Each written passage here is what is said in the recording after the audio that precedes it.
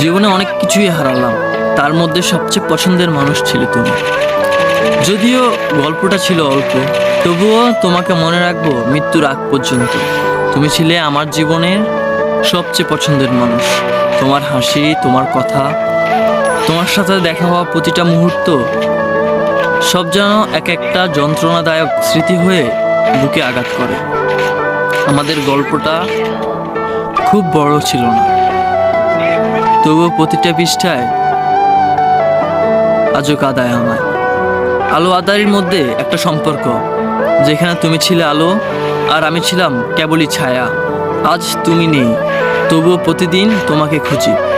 হাজারো ব্যস্ততার মধ্যে মনে পড়ে যায় তোমার ছোটোখাটো কথা, সেই চুপচাপ থাকা আর কিছু না বলেই অনেক কিছু বলে ফেলা।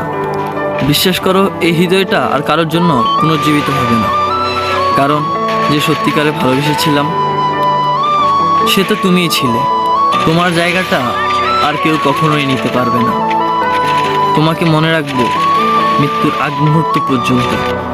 তখন হয়তো মনে মনে বলবো, জীবনে অনেক কিছুই হারালাম, তার মধ্যে সবচেয়ে পছন্দের মানুষ ছিলে তুমি।